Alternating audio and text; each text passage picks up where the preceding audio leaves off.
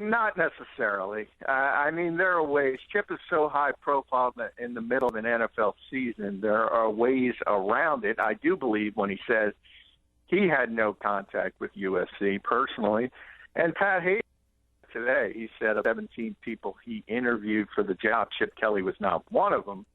But it's clear, not only from sources in Philadelphia, but from sources in Los Angeles, that Hayden did his due diligence on Kelly. He was in the conversation. He did not have to go through all the hoops as most of the other candidates because of the high-profile nature. And at the end of the day, whether it came from Kelly's side or came from Hayden's side, I believe USC wasn't interested in waiting, so it would have been pretty hard for Chip Kelly to walk away at this particular time. So it was just not to be. And I think Chip, I've been, telling you from day one, I think Chip enjoys the NFL. I think he'd prefer to stay in the NFL. It doesn't mean he's not listening, and he should listen, because if anyone has options, they should listen to them. All right, let's start here then. Do you think that at this point, with USC out, with LSU never opening, with Miami virtually out, I guess they are out. They hired Butch Davis, right? Yeah, I don't think Miami was ever in the equation. Well, I'm just talking about a high-profile, a higher-profile job. The higher-profile jobs are starting to dwindle. Does Jeffrey Lurie now have some leverage to remove Chip Kelly, the GM? I think he's always had that leverage because he's the owner of the team, but certainly, yeah, I mean, if you don't have another landing spot on the table, that gives him a little bit more power to do what he wanted to do. I've always thought the reason that why Lurie wouldn't put that on the table is because his original decision would look bad, and I think that has more to do with the ego of Jeffrey Lurie than it has to do with anything Chip Kelly's doing. I don't understand why. That's one thing that's befuddling to me, John. It's like social media trolls. Like, they believe that you have to be right 100% of the time. Nobody's going to be right 100% of the time. Why can't sometimes these guys say, you know what? I made a decision. It hasn't worked out. We're going to change our mind and move on. I don't get that that's the nature that some people don't make moves based on the fact that it's going to make them look like they made a wrong decision. You're never right 100% of the time. Nobody is. And I often, when I talk politics with people, I say that. It doesn't matter if you're Republican or Democrat. Nobody's right 100% of the time. So if you think you are, there's an issue. I agree with your underlying statement wholeheartedly, but that doesn't change you see with Chip Kelly, it's the same thing. I mean, Chip could go up to the podium today and say, you know what, I don't have the talent to run the offense I want to run, and we're going to shift some things around, but he doesn't do it. Why doesn't he do it? We can only speculate. I think it stems from the fact that he believes in his offense so much that he thinks anybody can play in it if they execute properly, and that goes right to ego and hubris, whatever adjective you want to use. And people who are as successful in life as Jeffrey Lurie tend to have large egos, and that's just a part of it. And he doesn't want to admit a mistake less than 12 months after making it. That's not to say, next year if things continue to head in a downward direction or stay stagnant, at that time he would certainly admit the mistake and say this hasn't worked out. But I just think the time frame and how early it is in this particular process, I don't think he's willing to do it right now, absent the one curveball in this entire thing would be if Tennessee really wants to reunite Chip Kelly and Marcus Mariota. I could say Jeffrey Lurie, I could see him going to Tennessee and saying, look, give us your first-round pick, which, remember, is going to be a top 10 pick, and that'll get it done. And you can reunite those two guys, and the Philadelphia Eagles can move forward in a different direction. Absent of that, which, by the way, I think is extremely unlikely, Chip Kelly's going to be the head coach here, and he's going to be the general manager next year. Yeah, and another report from Ian Rappaport said not to rule out the Titans if Chip Kelly becomes available this offseason. That was on top of his report that said USC touched base with Chip Kelly, deciding to go with Clay Helton instead. What do you make of these reports out there, John, that suggest that USC former Trojans that played for the Eagles did not have endearing things to say about playing for Chip Kelly, possibly being a factor why USC moved on from him? Well, I wrote, if the past tense of that tweet from a guy who works for NFL Media, I believe, is correct, that takes Mark Sanchez and Nelson Aguilar out of the equation because they play for Kelly currently. And there haven't been a lot of USC players in Philadelphia. It's basically Matt Barkley and Kevin Grant, an old offensive lineman, and that's it from what I can curtail. So it was clear Matt Barkley did not enjoy playing in this offense, but he went on Twitter and denied it was him. Now, anybody can go on Twitter after the fact and say, I didn't say anything bad about Chip Kelly, but say some bad things to Pat Hayden. But at the end of the day, I don't think it's that big of a story because is Pat Hayden going to make his decision on what Matt Barkley thinks? You know, who cares? I think Pat Hayden's smart enough to realize that's just white noise. That, to me, is not really a big part of this story. And the fact that Matt Barkley obviously wasn't a fit for this offense, there's no question about that. Chip Kelly should have realized that and never drafted him. I guess you could blame that on Howie Roseman, but whoever you want to blame on, you have to blame the people making that pick. Because that's where quarterback that. Yeah, that's where things get murky sometimes because, you know, we've had people call and you know, social media with, well, Chip has not had his quarterback. Well, they've had chances. He traded for Bradford. He has signed Sanchez. He brought him back. So if you could say, well, he didn't sign him last offseason because he wasn't the GM. Well, now he is the GM, and he chose to bring him back. They could have drafted Bridgewater. They could have drafted Carr. They had chances to take quarterbacks in other drafts. They took Barkley. But as you said, was it Roseman who made those decisions, or was it Kelly who made those decisions? That's where it gets a little murky with the past opportunities to take quarterbacks or find quarterbacks. And that's why I said from the start when Chip won the power play, that would ultimately be his undoing because we can't ask those questions anymore. You can blame Howie Roseman for taking Marcus Smith over Teddy Bridgewater and Derek Carr. You can blame Howie Roseman for taking Matt Barkley. You can't blame Howie Roseman any longer. Chip Kelly no longer has that plausible deniability when things don't go well.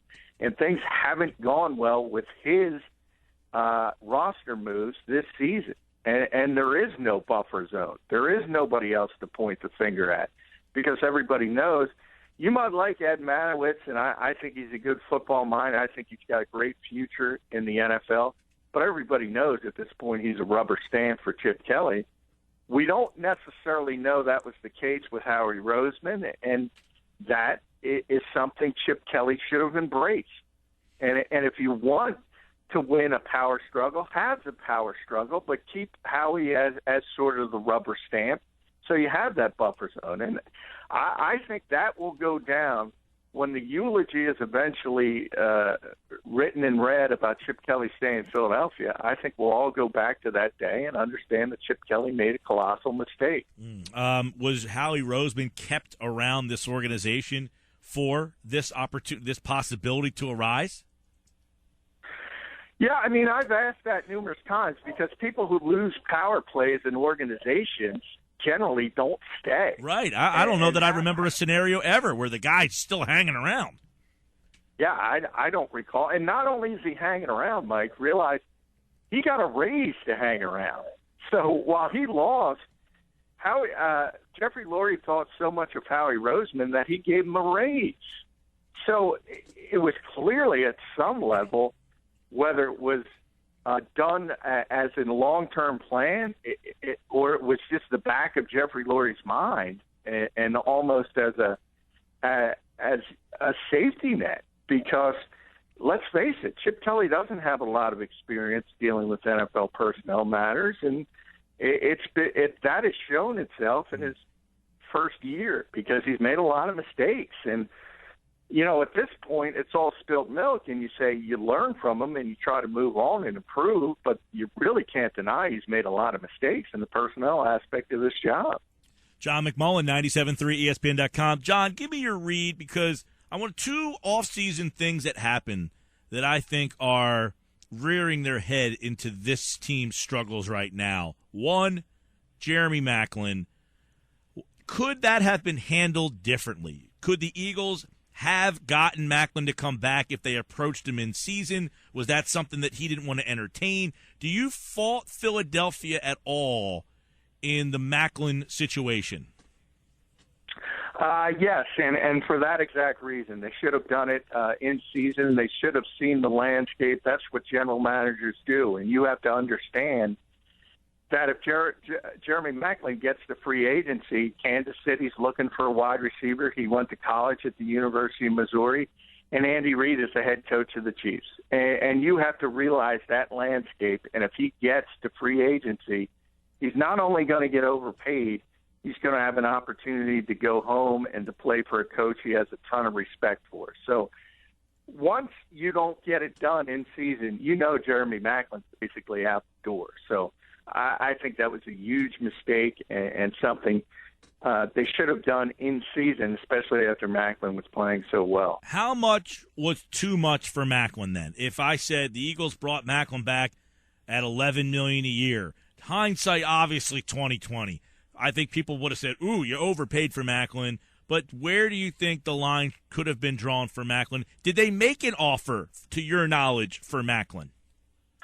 To my knowledge, they didn't, and that's the issue, because generally when you extend people, you get it at a better rate, because we always talk about it. We saw it with Byron Maxwell. We saw it to Maclin. There's no question he got overpaid, and that's what happens when you get to free agency. If you actually get to that point, somebody is going to overpay you in this league because they're desperate. We saw it one way with the Eagles, going out and getting a good but not great corner and paying him like it was a lockdown corner in Byron Maxwell. And you saw it the other way with the Chiefs, who their wide receivers were so bad in the 2014 season, they didn't throw a touchdown to any of them the entire season. So there's no question they overpaid for Jeremy Maclin.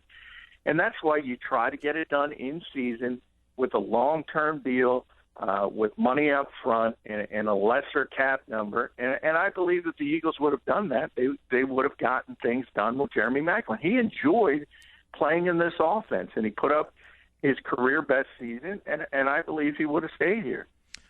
John, the Evan Mathis situation, I think we all could attest that they messed that up. But to me, if you have Mathis here, how different things are. That he's playing left guard, Barbary and Gardner and whoever else all are competing for right guard, so you have competition going on there. You have more stability at the left guard spot. You're not handing these guys, number one, you handed them starting jobs. They never had to compete or earn it, and they got contracts on top of it. How big of a blunder has the Mathis thing turned out to be for them? And understanding that Evan Mathis is a pain in the you-know-what at times, and he was constantly complaining about money. But there's an example of Chip Kelly have to understanding the NFL game. And another mistake as a rookie general manager is the fact that sometimes you have to deal with problems in the locker room. And sometimes good players are treated a bit differently, and they're given a longer rope. Because they are as good as they are. And Evan played at a Pro Bowl level here. It was clear that he was going to show up at minicamp. He tweeted his plane ticket. And, I say the same thing. If Chip wants to prove he was in New Hampshire, show the plane ticket. If you didn't fly, if you drove, show the easy pass. It's easily done if you want to prove it. But getting back to Evan, he was going to play this year at $5.5 million, and he would have made this offensive line much better, and they wouldn't have had nearly as many issues. And you're right, Barber and Gardner could have battled for the right guard slot, and you don't just hand a starting job to mediocre to below average players as the Eagles did. Just another example of a rookie general manager hopefully making a mistake and learning from it.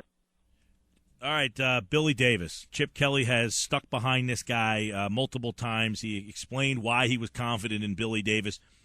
I don't know that people believe that Billy Davis is great at what he does, but this team for the first 9 weeks of the season, John, played some pretty good defense. So I'm not going to say that Billy Davis all of a sudden turned into an idiot, because I think some people don't think he was very good to begin with. But has Billy Davis's players began to question and quit on him?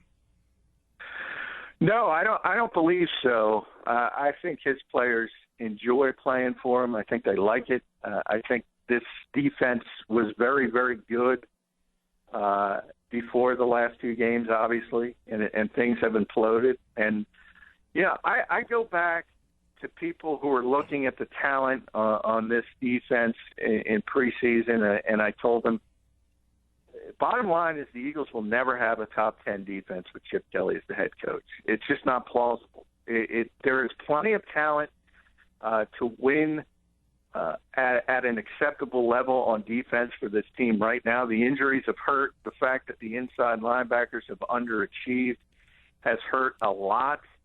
But this defense, by and large, for 9 games was good enough. And this is what's going to happen with Chip Kelly defenses. They're going to start wearing down in the second half of the season. You're going to have some ugly games, and that's just the nature of it because of the way they play offense and the tempo stuff and how often that defense is going to be. That's not an excuse. That doesn't mean you should give up 45 points in 2 consecutive games, because that's egregious at any level. And they deserve all the criticism heaped on them over the past few weeks. But as a whole, I think if you take a step back and realize the defense has been the strength of this team, and things are falling apart because they're falling apart. Hope for this offense this season. Yeah. It is what it is. Yeah. It's not getting any better. Well, and so if the Eagles... Yeah, go ahead. If the Eagles are going to improve in these final 5 games and make a run at this division title, it's going to have to be the defense correcting things and getting back going in the right direction. Yeah, that's there's no doubt. And if they're going to turn this thing around, you're right. Their defense, because quite frankly, I'm not saying that Sanchez played a great game. He didn't turn the ball over the other day. They put 17 points on the board, which is where they've been. That defense keeps that game close. You never know what happens in that game, but I'm not giving any credit to the offense at all. They were terrible in that game, but defensively, they've absolutely broke down the last couple of weeks. But if you have any hope, that would be on the side of the ball where it's going to have to come from. John, there's so many man, tomorrow should be fun, right? Wink, wink. There's so many other things that we can get into here. But one of them that I think, you look at is Bill Lazor gets fired today down in Florida with the Miami Dolphins, and he's a Chip Kelly guy. Are people around the NFL just saying, look, whatever this, when you're a coach, Andy Reid got guys all over the league, Ron Rivera and Sean McDermott and Pat Shurmur and Brad, they all got jobs. You start to pluck guys based on the success of the head coach, and you start to go get them. Are people in the NFL starting to look at the people in the Chip Kelly tree and saying, this isn't working so much right now. We're cutting ties from that style of play? Yeah, a little bit, because what this move was about was Ryan Tannehill and his regression as a quarterback. And we often talk about... And let me one thing. Wouldn't Tannehill be a guy that some would suggest that this style of offense would be a fit for because of his athleticism? Unquestionably. He is more of a Chip Kelly-type quarterback. I put that in quotes because he has the mobility to handle the zone read look. So it definitely is a better fit in Miami. Some of it goes back to Joe Philbin, coach, because he brought Bill Lazor in. And when the Dolphins were playing the Eagles, Lazor talked and about getting hired down there, and Philbin liked what Chip Kelly, remember, that was the top 5 offense. So that's when things were humming with Deshaun Jackson, Jeremy Maclin, and Sean McCoy.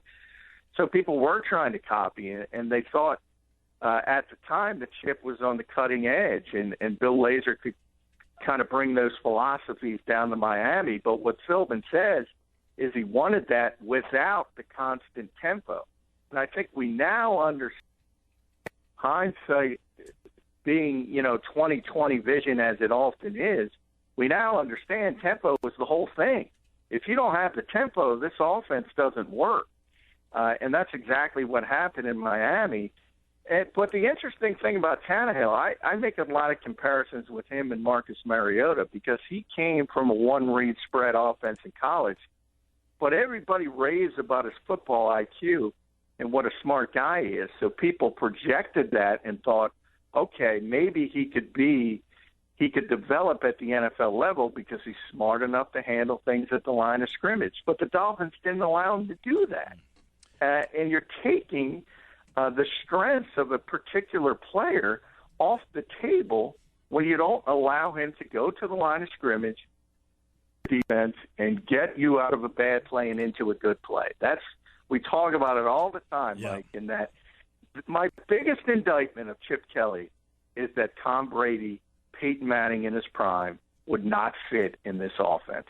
And I don't think there's a bigger indictment you could ever throw upon a coach. That's a strong comment there. John and I live tomorrow at Golden Nugget Atlantic City for 4 hours. We'll have plenty on the NFC East, plenty on the NFL. We'll have who's in, who's out, because that's a mess.